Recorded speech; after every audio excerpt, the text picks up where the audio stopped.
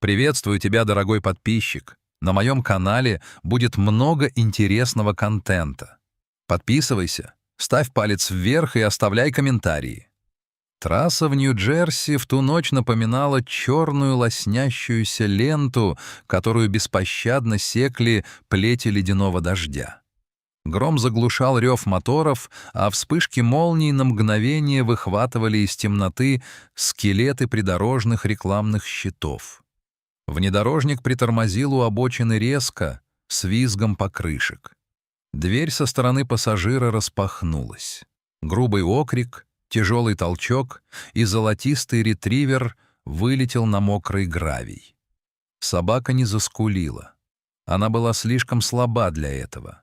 Ее бока тяжело вздымались, огромный живот мешал подняться, а в глазах, отражавших габаритные огни уезжающей машины, застыло непонимание. Мужчина за рулем даже не оглянулся. Для него она была бракованным товаром, обузой, которую легче выкинуть, чем лечить. Машина скрылась за стеной дождя, оставив Дейзи, так ее назовут позже, один на один со стихией. Она попыталась отползти от дороги. Лапы скользили по грязи. Каждая вспышка боли внутри была сильнее предыдущей. Природа брала свое. Время пришло, но местом для рождения новой жизни стали холодные кусты в кювете, пропитанном запахом бензина и сырости. Артур ненавидел такие ночи. В 72 года ревматизм превращает холодный дождь в изощренную пытку. Его дом, старая тележка из супермаркета и несколько слоев гофрокартона под эстакадой сегодня не спасал. Он шел по обочине, прижимая к груди пустую жестяную банку, надеясь найти хоть что-то съедобное в мусорных баках у заправки. Он услышал это в паузе между раскатами грома. Не лай, не вой, а тонкий, почти человеческий стон. «Эй!» — Артур остановился, щурясь. «Кто здесь?» Он хотел пройти мимо. У него самого не было ничего, кроме дырявого пальто и горсти мелочи в кармане. Но стон повторился, надрывный, захлебывающийся. Артур включил старый, едва живой фонарик. Луч света выхватил из темноты промокшую золотистую шерсть и огромные, полные страдания глаза. «Ох, девочка!» — прохрипел он. Его голос отвык от долгих разговоров. «Что ж они с тобой сделали?» Он увидел, как ее тело сотрясает судорога. Она рожала. Прямо здесь, в луже. Артур знал, что времени нет. Он развернулся и, превозмогая боль в коленях, почти побежал к круглосуточному магазинчику на заправке, который светился в полумиле отсюда. Продавец, хмурый парень по имени Джо, уже собирался выставить старика за дверь. «Артур, я же говорил, в долг не даю». Старик высыпал на прилавок все, что у него было. Мелочь со звоном раскатилась по пластику. «Мне нужно молоко, и хлеб, и...» Он запнулся, глядя на стопку старых застиранных полотенец, которыми Джо вытирал прилавок. «Пожалуйста, парень, там собака. Она рожает в грязи. Ей конец, если я не помогу». Джо посмотрел на дрожащие руки старика, на его промокшую насквозь одежду. Что-то в лице Артура, возможно, остатки былого достоинства, заставило его замолчать. Джо сгреб мелочь, кинул на прилавок 2 бутылки молока, батон и охапку полотенец. «Иди уже, сумасшедший!» И вот он добавил пару пластиковых пакетов и старую флисовую кофту. «Накрой ее». Вернувшись, Артур обнаружил, что первый щенок уже появился на свет. Крошечный черный комок неподвижно лежал на мокрой траве. «Ну уж нет, малыш, не сегодня», — прошептал Артур. Он опустился на колени прямо в грязь. Своими огрубевшими, мозолистыми пальцами он начал растирать щенка полотенцем, как когда-то, 40 лет назад, помогал жене с их первенцем. Он дышал на него, согревая своим теплом. Маленький носик дернулся, и раздался первый писк. Дейзи лизнула руку старика. В этом жесте было столько доверия, что у Артура перехватило дыхание. В ту ночь он стал акушером. Один за другим, под аккомпанемент грозы, на свет появились 6. Когда дождь немного стих, Артур понял, что не может оставить их здесь. Он соорудил из своей тележки подобие колыбели, выстлав ее картоном и полотенцами. Он перенес каждого щенка, а затем помог Дейзи подняться. Они шли к его укрытию под мостом медленно. Старик, толкающий дребезжащую тележку, и изнуренная собака, прихрамывающая следом.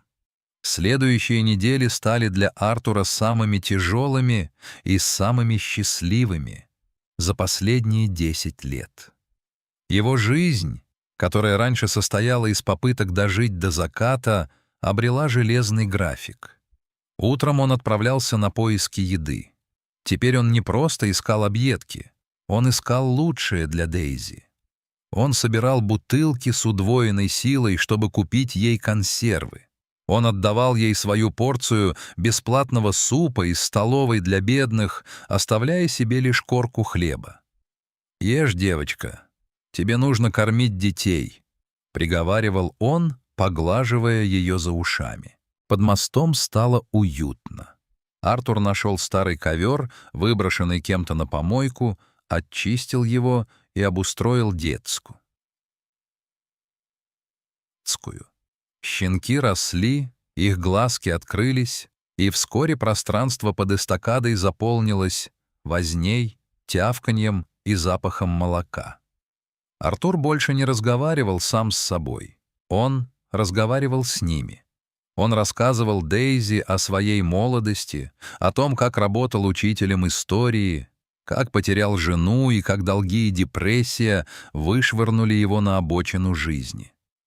Собака слушала, положив голову ему на колени, и в ее золотистых глазах Артур видел отражение своей души, не сломленной, а просто очень уставшей. Эмили, молодая журналистка местного телеканала, искала сюжет о невидимых людях Нью-Джерси. Она ожидала увидеть грязь, отчаяние и злость. Но когда она спустилась под мост, она замерла. В лучах закатного солнца, пробивающихся сквозь опоры моста, сидел старик.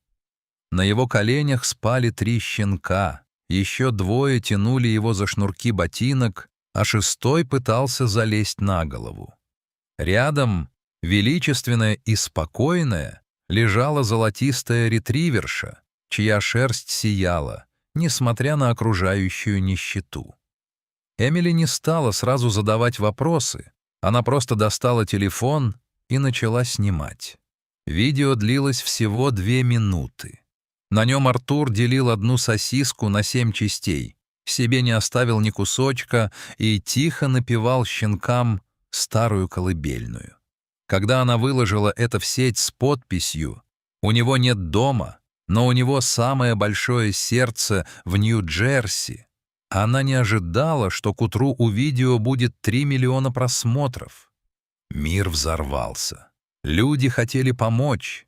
Комментарии пестрили предложениями. Где он находится?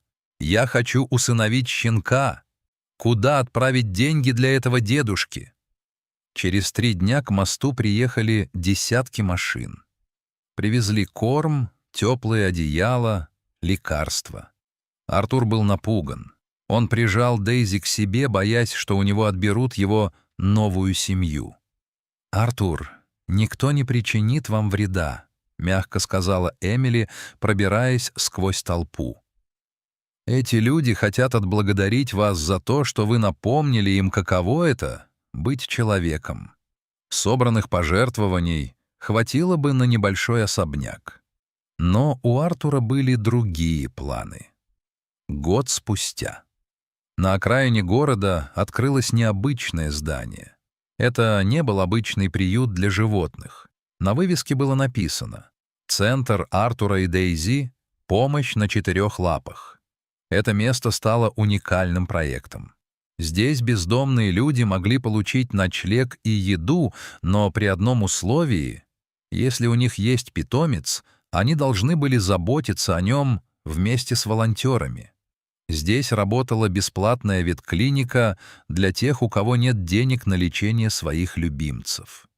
Артур больше не жил под мостом. У него была небольшая уютная квартира при центре. Но большую часть времени его можно было найти в общем зале.